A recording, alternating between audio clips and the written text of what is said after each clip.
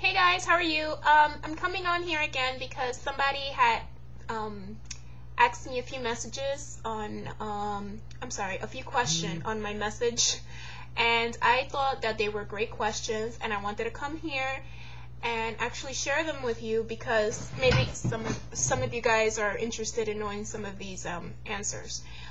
So the first question, and I believe these were from Michelle, if I'm not mistaken. What can you tell me what was the worst part of the whole thing, meaning the surgery? The worst thing was the after surgery, and I had a lot of gas pains. The gas pains were the worst for me, and also I had trouble with the shoulder pain as well. But the gas topped the line. I mean, that beat everything else. I suffered miserably for about maybe two to 3 days. But overall, it wasn't that bad because, like I've said before, I had surgery on a Tuesday and I was back to work on a Friday. But the first 2 days was hell. You know, I said to myself, why did I do this? I was in so much pain, of course. I cried my eyes out or whatever. I think that it has to do the gas when I guess all the air that they let in while they're doing your surgery, and also the fact that you can't go to the bathroom for about 2 to 3 days, you know, and that's all up in, it's like a big full, like big air pocket like inside your stomach, because I did see it when they did the fluoroscopy after the surgery. So I did see it on video what it looked like, that air, I guess the gas part. And I think that was the worst part, the gas, and then the shoulder pain. And then the hardest part was the pre-op diet, of course, the liquid diet. And I think that if you can overcome the liquid diet, you can do anything, because you have to stay on liquids for about a month, 2 weeks before surgery, and then 2 weeks after surgery. How often do you throw up? Now and in the beginning. I never used to throw up. I went 7 months without throwing up, or maybe 7.5 months without throwing up. It wasn't until I was at 6 cc's that I started having trouble with eating my food, and you guys all know that I didn't have real restriction until 7 months out of my surgery, and I already had reached goal, and they did another fill on me, and they put me up to 6 cc's, and then that's when the problem started. And then at one point, I think I was throwing up, I think, two to 3 times a week, because I didn't know how to eat my food properly. And you guys know, if you overeat, it's gonna come right back up as well. You have to chew like they say, or it's gonna come right back up. Don't overeat. You gotta eat the right foods. There's rules to this, and of course you have to obey them. You can't really eat bread and other stuff, you know. So that's that. Did you have what do you eat during the day? I'm actually going to show you what I ate today, because I did take pictures. Okay, so this is what I ate in the morning. Let me see if you can see it. That's my milk and my special K bar that I always have in the morning.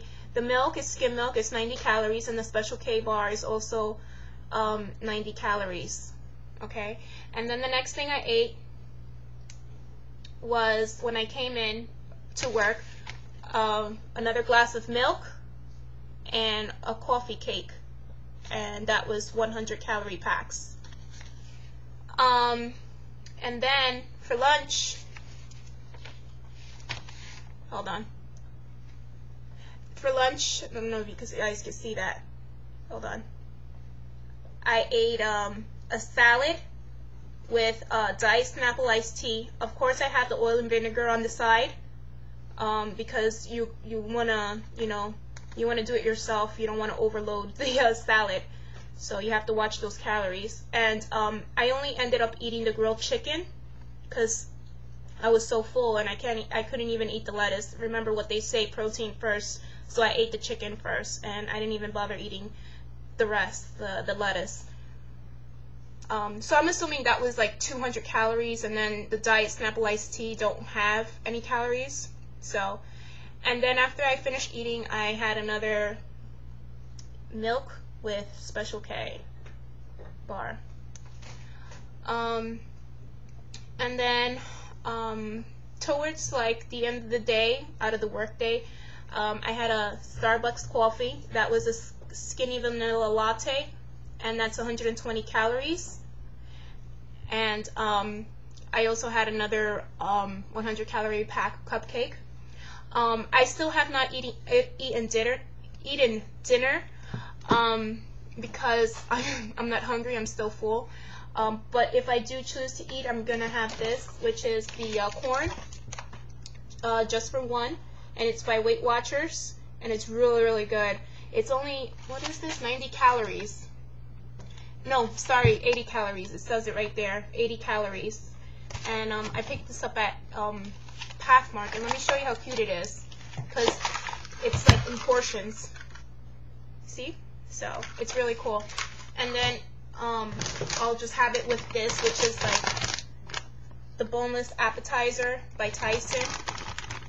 And basically what it is like boneless wings or whatever, and it's like with 3 pieces, it's 150 calories, and then the fat is not that great, it's like 11, and the carbs is okay, it's 8 grams, and the protein is 12 grams. So I try to get in as much protein as I can.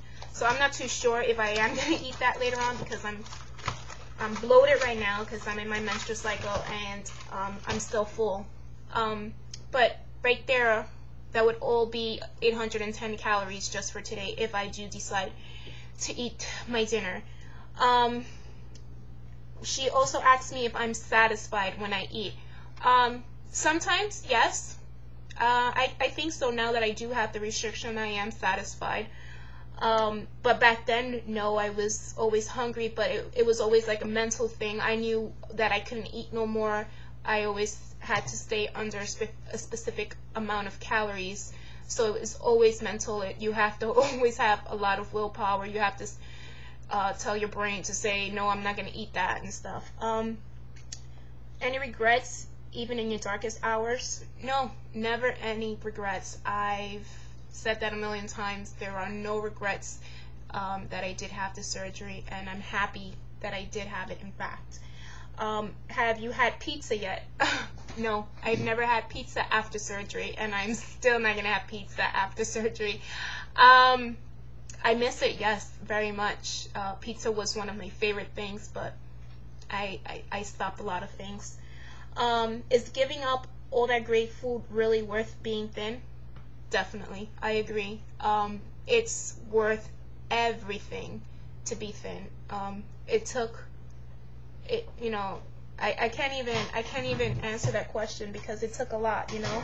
And of course, you guys already know that you have to diet and exercise, and you have to eat very healthy, and it's all worth it because you're gonna get the end results, and they're gonna be fabulous.